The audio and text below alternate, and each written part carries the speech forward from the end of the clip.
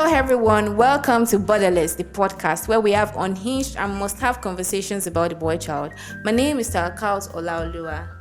And I am ImisiOluwa Adeniran. On today's episode, we will be talking about the societal issue facing the boy child. We're going to be talking about the changing world and how these dynamics of the new world are affecting the experiences of the boy child and how it can prevent them from being functional boys and functional men in the society, and how we as individuals and the society at large can help them to navigate these dynamics in order for them to be functional men. And at times I do wonder, how does the boy child fit to this present condition, and at the same time, how will he cope when, in the next 10, 5, 20, 30 years, what will be the reality of the boy child? So these are questions we will be answering, and at the same time, topics we'll be talking about. And just to get right into it, we are right here because what is the present condition of the boy child? So recently I did a random survey on my WhatsApp. I asked people to tell me what they think that the boy child is experiencing in the present that they did not experience in the past, and I had a lot of insightful comments. Some of the things that people commented about is the fact that, for example, Mr. T talked about the fact that the boy child nowadays is now suffers from a lack of physical role models. So in the past, you would see your brother, your big brother, your Egbon Adugbo, as we used to call them, coming back from the university, coming back from the polytechnics, who would help you with your assignments, talk to you about school, borrow his books. You get to listen to him talk about how he studies in school and all of those things, talk about life. You get to learn to know him, he advises you and all of those things. But nowadays, due to the fact that we've become a more urban society, everybody is living indoors in their own house, there's less community. People have, these boys grow up with less access to role models. And of course, the men that are supposed to be role models for them are also very busy trying to struggle with dynamics of the changing world. And the result is that the boy child is left to navigate life on their own without anybody apart from their family and their guidance guiding them on the journey that is called life. Tawakal, this example you just gave, I can vividly remember, and just like what Mr. T said, I had a decision not to go to the polytechnic because of one of the experiences one of these older men shared to us as young boys then when we were growing up. In fact, it made me detest anything related to that kind of tertiary institution. But nevertheless, there are other good sides of it. But his guidance per words, they helped me to decide which kind of tertiary institution I want to go to. But that is the issue the present boy child is currently facing, because he lacks that man, he lacks that relativeness to what is going to happen to him when you can't find an elder brother present to tell him, okay, this is what I went through in the past. Maybe it can be your own present condition. He lacks that brother to even bring him to his seat and place some hands on his shoulder and tell him this is what is happening. But everyone is now on the social media. Everyone is now practically online, netizens, and before you know it, you will only construct yourself of what could be your reality even in the present time. Yes, it's very, very important, because I feel like for a boy child, the place of a mentor, a role model, a guide, it cannot be overemphasized, and it is important for them to have people that they can be able to communicate with, that will share information that they've learned. Of course, we will then have to talk about the role of negative habits that can be imbibed by this role model, and that brings me to the topic of the get rich scheme, which Mr. T also mentioned. So he said that in the current world that we are in, there's this need, this pressure on the boy child to make money as fast as possible. And then you see that secondary school boys are already saying that they want to use the latest phone, they want to have a car, they want to make so amount of money, they want to be some families put them on pressure, the society puts them on pressure to be independent faster than they should, and as a result they lose their sense of they lose their childhood. They're trying to become adults faster than they should, and the result is that, because of course these boys, some of them don't even have the right role models. They see negative things on the media, they see negative information around them, they might go into fraud and illegal activities. And the result is that we've seen that there's been an increase in fraudulent activities in our society compared to the past. And it points to the fact that there is a cankerworm in our society that we've all failed to pay attention to, and it relates to the boy child. The cankerworm we all fail to relate to when it comes to the boy child. But, the Get Rich scheme, which many of these boys, you pick up a 14-year-old boy and you ask him, hey boy, what do you want to be? I tell you, oh, well, I just want to have some Mercedes. I just want to have, some yacht to call my own. I just want to, spin myself around the world. And you want to wonder at what age do you want to experience, or do you want to even enjoy these things? The boy child does not want to, go through the making process any longer. He just want to be. He just want to be. That's just it. Like, okay, this is what you have to do before you can adequately enjoy such a wealth. But, the exposure to the internet space, the exposure to model figure, so to say, and the imbibing of bad habits, negative culture from people you can just randomly pick. Having a role model or having a figure which you can relate with in whichever age, even the past, the present, it's whereby somebody you can relate with in your own context. For instance, now you might be seeing somebody in a faraway country online, and the context of their own society is quite different for how you can achieve those dreams you want to achieve in your own society. Let's take an instance. You've been seeing an influencer on an instance of TikTok, and you see him constantly displaying some wealth, constantly displaying such a wealth which you desire as a young boy. But you see the means which is getting these things. Take an instance. Somebody, let's say in a country whereby heterosexual relationships are allowed, and at the same time, your country whereby you are just limited to being straight, and there's no plus, there's no minus to who you are. The boy child is then left to pick at whichever point he wants to, emulate an habit.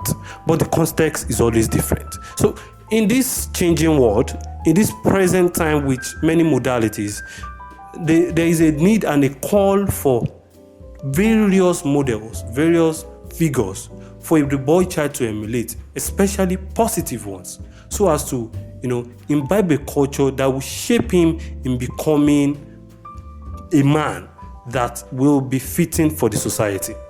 Yes, and another thing that Mr. Chi talked about that I really, really enjoyed was the fact that he talked about how the society has allowed the boy child to become too independent, like we mentioned, but also in the process of making them grow up faster and lose their childhood, they are not allowed to enjoy the process, and they are not even equipped with the necessary skills to navigate the challenges of adulthood, the changing world, and the dynamics. And it kind of puts the boy child at a disadvantage in this rapidly changing world. They are not equipped with the necessary skills, emotional regulation, the abilities to function well in the society. They cannot be able to do that well because there are no role models, guidance to help them to develop these skills strategically, and then they lose their childhood. They don't get to enjoy the process, and they are running after a product that they are not even sure of. You see your boy child running, saying they want to have so amount of substantial wealth without actually talking about the process in which they want to undergo to achieve it. There's this particular one that did touch my heart that one person mentioned. So Ms. J said that when we look at stigma, look at discrimination, and when we look at inequality, we do not see how some inequality affects the boy child. And I was very impressed because it was coming from a woman. And she mentioned the fact that in some cases, the society has a stereotype that a boy child is supposed to be independent and they should be able to handle issues on their own.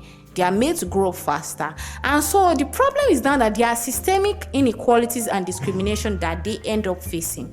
For example, if they're in a school where there is no adequate public toilet, you might see that the boy child might be first to use to do open defecation, open urination, and all of those things, because they are believed that, they're guys, they're boys, they can just do it, they can just control themselves and all of those things, which should not be so. And some of these things, they look very simple, but they send the message to the boy child that their needs do not matter, their desires do not matter, and they should learn to satisfy themselves. And the result is now that such a child, such a boy child, grows up to become a man that does not learn to express his needs and desires in appropriate manner. And so you would see if for some, they would suppress their needs, they will suppress their emotions, they cannot communicate about their mental health, they cannot communicate about their emotions. For some of them, they lack emotional regulation. They channel their emotions, the needs and desires that they should be able to communicate effectively. They channel them in destructive habits by smoking, engaging in substance abuse, or maybe just generally engaging in very destructive habits.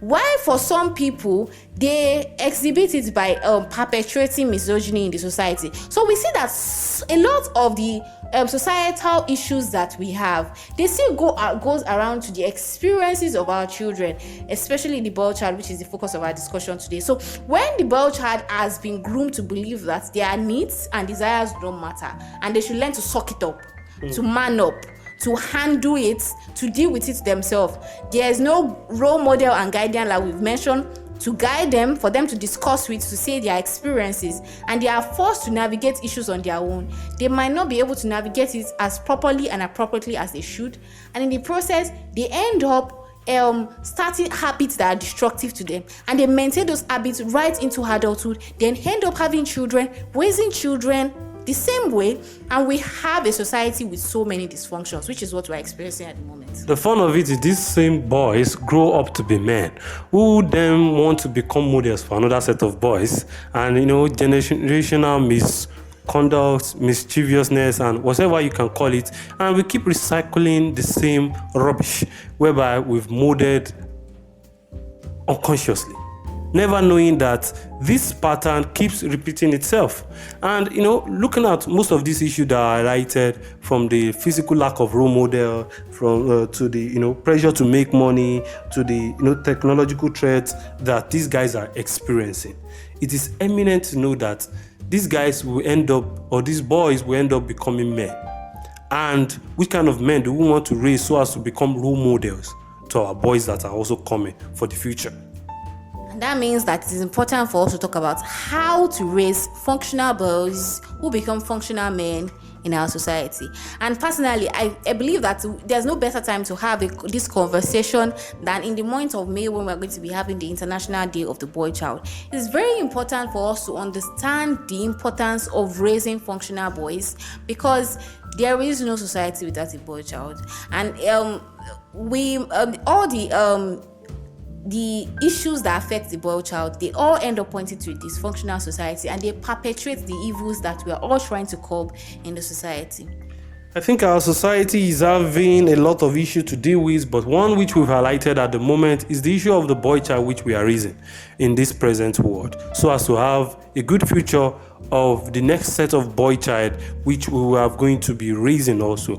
Because when you look at the dynamics of the family, you know that people even work together with you to raise your boy.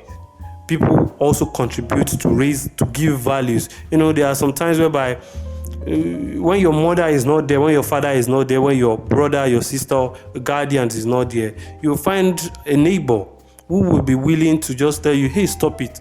That is not meant to do. But you see, the neighbor next door is already working from home. He's already seated in his home. He's already everybody to his tent. And before you open your eyes and close your eyes, the boy becomes a menace. He freely enters where he wants to enter. He freely does what he wants to do. He freely, just think everything he does is by his own reasoning, in his own little sense, is actually, socially acceptable. And at the same time, it is worth doing. So, this issue of most of these highlighted issue, which we've, kind of pointed out, are still boiling down to the fact that we ourselves will correct them. And in the instance of the International Day of the Boy Child, which is coming, it is vital for everybody to know that, hey, these are issues which are in our front line. And these are issues we all need to come out together as a troop and trash out. Even whether there's no sitting on the fence in this position, because you just have to come for the boy child so as to have a good society, so as for us to, raise boys that will eventually be good men. Yes, while we're talking about, you talked about like the importance of community. We need to have a sense of community, and our sense of community should go beyond just our immediate family and our beloveds and friends. It should go towards our general community. And it means that for us to be able to raise functional boys, everybody has to play a role. And it is not just enough for you to speak. You have to take actions. There's no way around it. Everybody has to play a role. Yoruba people will say agbajowo la fin soya.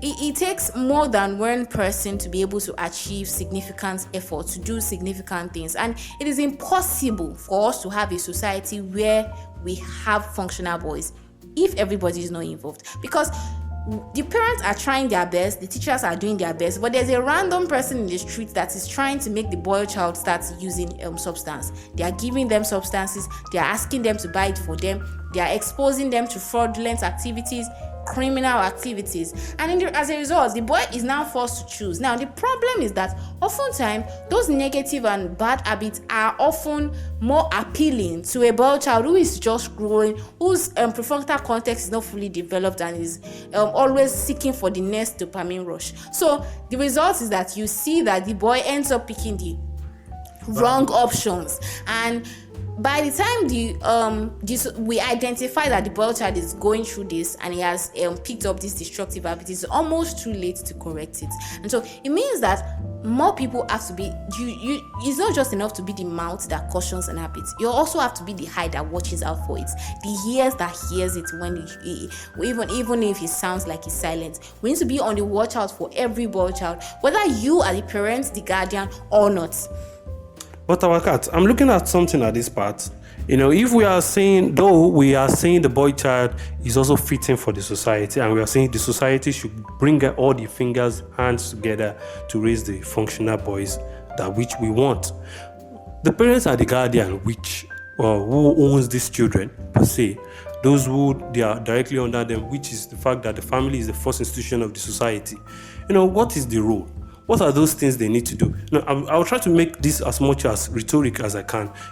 What are those places they need to correct the boy? What are those, those appearance they need to make the boy know he has to appear? What are those caution, those morals with the boy has to ask? What are those habits with the boy has to know that he has to? What are those accommodating nature he has to have towards anybody, the elder, the boy, everybody within the society? What are those things the parents themselves need to know, that this is where I have to make this boy tall, even if I have a bad past, even if I have been traumatized in my own past as a parent? How do I raise functional men as a guardian? How do I raise functional boys as a parent in this changing world, in this world that is being modified by various instances, the globalization of the local place, the localization of the entire world, and how the world itself is even becoming a web of, relationship. Yet we all are into ourselves as individuals. So what are those roles? What are those functions the parent the guardian need to know that this boy is going out of hand? This boy needs to be brought back. So personally, I believe that when people look at the boy child nowadays, especially because they grow, it seems as if they are growing faster. The way they reason, it looks as if they reason better than we did when we were younger. Now the thing is it for you to think that they are older than their age? But first, you have to understand that regardless of the changing world and the dynamics in which we are in, the technological advancements, the experiences that they have, and how unique it is, at the core of it, they are still a child. And so you should allow them to experience that childhood. We should not put it upon a boy child or a girl child or a child of for any matter to make decisions that would be significantly affect their life on their own. Of course, you should give them a sense of autonomy, a sense of independence, so that they can be able to grow to be responsible adults. But at the same time, you should be there to guide them and let them know that whatever it is that they do, they're allowed to make mistakes. And when they do make mistakes, they have a safe haven that they can bounce back to and they can be assured that there is love and they are safe wherever they are. And it's not just enough to look at it from that point of view. It's also enough to ensure that you are equipping boys with the appropriate skills to live functionally in the society. It makes no sense if you, as a guardian, you are excluding the boy child from performing some duties in the home because you are saying they are a boy. Or it makes zero sense if you are saying that because your child is a boy, it should be exposed to negative things or toxic environments because he's a boy, he can handle it. So because he's a boy, he can handle it. You're allowing him to mingle with miscreants in the society. You're allowing the boy child to be exposed to people that use substances, to frauds, because you believe that the boy child will be able to navigate his way. But it doesn't work that way. At the end of the day, at the core of it, like I mentioned, he is still a child and it should be guided. So it also means that as you're trying to ensure that the boy child is having these experiences, you are equipping them with these skills.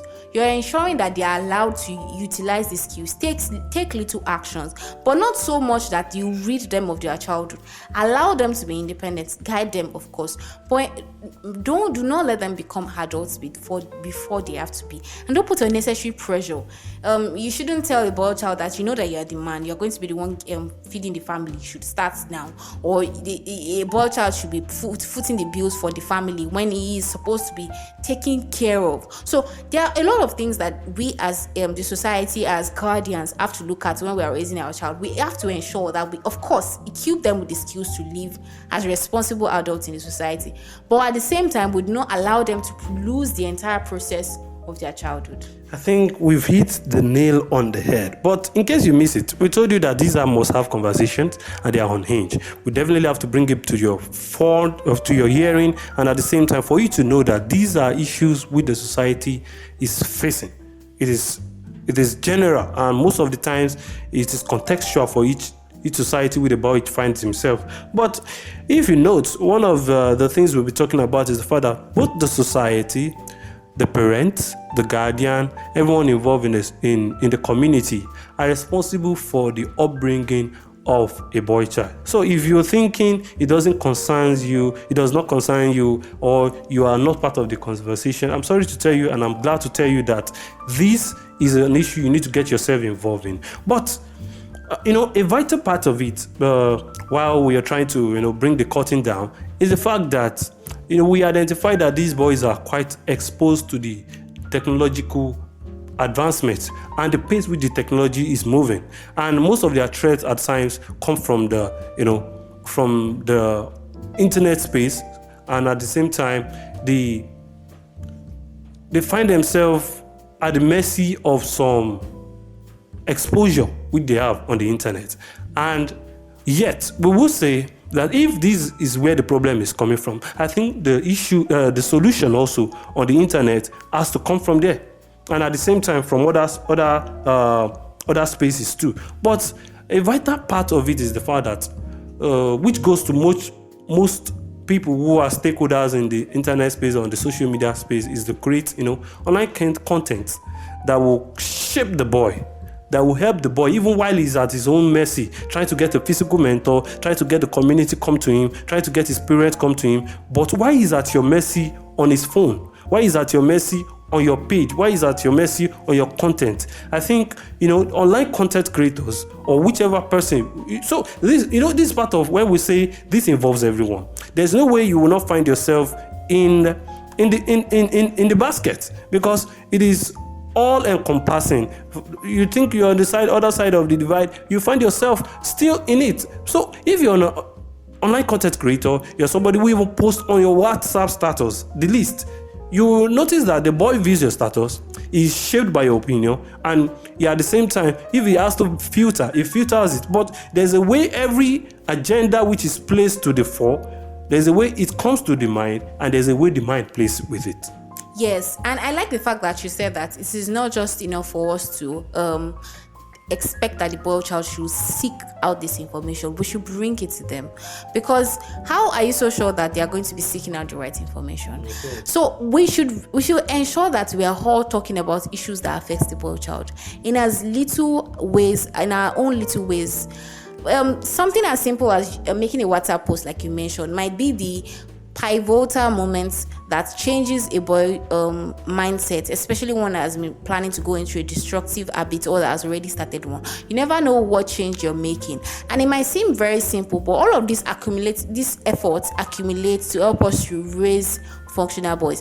And it's very important for everybody to play a action in raising functional boys. You do it by sharing content that are awesome, that are educating, that are enlightening for the boy child. You do it by creating content of such. You also do it by volunteering for organizations that are catering for the boy child. For example, Boys Without Borders constantly take volunteers to serve in several roles in order to perform their job of helping to raise functional male. You could volunteer in such organizations. Beyond that, you could mentor a boy. It's very important. So, for example, if I am an engineer, for example, you're an engineer, for example, you could train. You could look around. You look for a boy that wants to be an engineer, and be a role model for such a child. So be a role model, be a mentor, be a guide for them. And most importantly, let us not just have these conversations on social media. Let us bring it to the physical world. Let us bring it to our society. Let us show it. Let us act it out. Let us not just raise agendas about arguing about what an organization should or should not do. Of course, those are important, but at the same time, it is important for us to play our role in several ways, including, of course, donating to organizations such as Boys Without Borders. Enough talk, let's take some action, because that is one core part which you have to take home today, or which you have to even know that while we are talking about all these issues, you have to stop talking also. We have to take action. Are you donating? Are you taking boys on roles, modeling path? Are you disciplining them? Are you giving them the right path to follow? Are you giving them content to read that will shape their mind to know that they can also be men who are responsible in the society? They can't be falling into their miseries. They can't be holding up to those bad vices, those vices that are necessarily spoiling their lives. And at the same time, so you are there, I am there, we are part of it. The International Day of the Boy Child is coming. You just have to put your hands in it too. Be a stakeholder, not by just talking, but also by what? By taking action.